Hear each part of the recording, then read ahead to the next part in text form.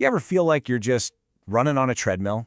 You're putting in all this effort, you're exhausted at the end of the day, but you haven't actually gone anywhere? Well, that feeling of being stuck is exactly what we're going to dismantle today. We're going to look at the architecture of motion, which is really just a systematic way to break free from that stagnation and start building a life that actually flows with purpose. Yeah, I'm talking about that deep, truly stuck feeling, that frustrating sense that your wheels are just spinning in the mud, whether it's in your career, your relationships, or your personal projects. It's this heavy inertia that, let's be honest, most of us know all too well. But what if we looked at this feeling a little differently? What if being stuck, what if stasis, isn't some kind of personal failure, but it's a condition? It's defined as a state of passive endurance, an energy deficit. And that right there is a total game changer. Because if it's a condition, that means we can diagnose it, and more importantly, it means we can treat it. Okay, so let's get into it. Our first move is to really understand this feeling of stasis. We're basically going on a journey here, moving from just passively getting through the day to living a life of active, empowered agency. And here's the thing you really gotta get. Getting unstuck isn't about some heroic one-time leap across a giant canyon. It's more like an architectural project. You're not just breaking out of a cage, you're carefully building a bridge, piece by piece, to a whole new way of living. All right, so if we're architects of our own lives, well, the first thing any good architect does is study the existing structure. We've got to look at the old blueprints, and that brings us to the diagnostic phase. It's time to conduct what our source material calls a stasis autopsy, to figure out what's really holding you in place. Okay, one of the best tools for this is something called the 5 whys technique. It's super simple. You start with a problem, like, I'm just not happy in my job. Okay, but why? Well, because I'm not passionate about the work. Okay, why? Because it doesn't really align with my values. And why is that? Because, I've always prioritized security over fulfillment. Getting warmer, but why? Because I'm afraid of taking a risk. And boom, there it is. Suddenly, the problem isn't the job at all. It's the fear. And that's the magic of this technique, you see. The 5 whys just peels back the layers and shows you that the thing you thought was the problem is usually just a symptom. The real root cause? So often, it's that we've given up a little piece of our own personal agency. And that is where the real work of rebuilding has to begin. Now, let's think about it this way. If stasis is basically an energy crisis, well, you can't start a huge construction project on an empty tank, right?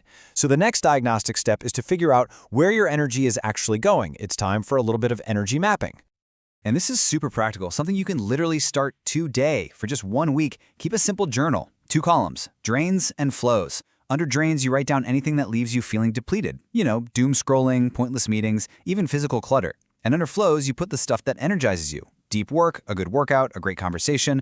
The goal is simple, but it's profound. Systematically do less of what's in the drains column and way more of what's in the flows column. All right, diagnosis done. But now comes the really interesting part. We have to address the internal landscape. The outside world might build the walls around us, but it's our own mind that's holding the key to the lock. So, it's time to do a little rewiring. This really comes down to a battle between 2 mindsets. On one side, you've got the fixed mindset. This is the voice that says your abilities are just carved in stone. It sees challenges as threats and thinks effort is kind of pointless. This, my friends, is the engine of stasis. But on the other side, you've got the growth mindset. This one believes you can develop your abilities, that challenges are opportunities, and that effort is how you get better. This is the mindset that gets you moving. So how do we actually do that? How do we practice a growth mindset? Well, there's this great little framework called ACT. It goes like this. A is for accept. Accept your thoughts and feelings, the fear, the apathy, without judging them. Just notice them. C is for choose. Choose a direction that's based on your deep core values, not on your temporary feelings. And T is for take action. One small, concrete action that's in line with those values. And this next part? This is a total mind bender for a lot of us. We spend so much of our lives waiting to feel motivated before we do something. But the truth is, it's usually the other way around.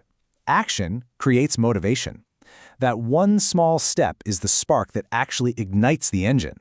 You don't have to feel like it, you just have to do it. Okay, mindset is locked in. Now let's talk about the mechanics of motion. We've got the diagnosis, we've got the mental framework. Now we need the nuts and bolts. And it's all about engineering these small, irreversible wins that build on each other. You know, there's this brilliant Japanese idea called Kaizen, which is all about small, continuous improvements. See, big, scary goals can paralyze us. They literally trigger the fear center in our brain. But tiny, almost laughably small micro-actions, they just fly right under the radar. So the goal isn't to write a novel, it's to write one single sentence. The goal isn't to get in shape, it's just to put on your running shoes. That's it. That's how real momentum begins. So we've got these tiny actions. How do we make them almost automatic? Well, you've got to realize that your willpower is like a battery. It runs out. So instead of constantly trying to fight your environment, redesign it so it actually pulls you toward your goals. The trick is to give yourself little nudges in the right direction. The idea is simple. Make the good habits incredibly easy and the bad habits a little bit harder. Want to read more? Don't just put a book on your nightstand, put it on your pillow. Want to exercise in the morning? Sleep in your workout clothes. It's all about reducing the friction for the things you want to do.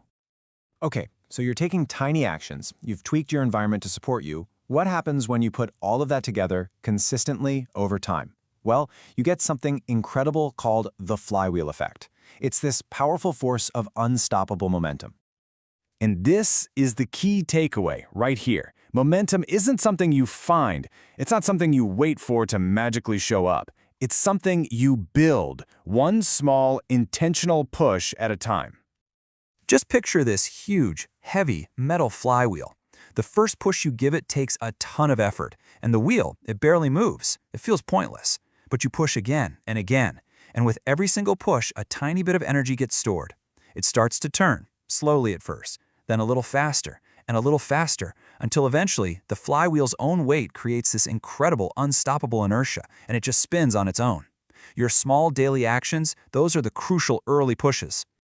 So that brings us right here to the final and most important question. Forget about the grand, intimidating 5-year plan for just a moment. Forget the overwhelming scale of the change you want to make. Just ask yourself this. What is the smallest, most ridiculously tiny push you can give your flywheel right now, today? Because that single tiny push, that's where everything begins.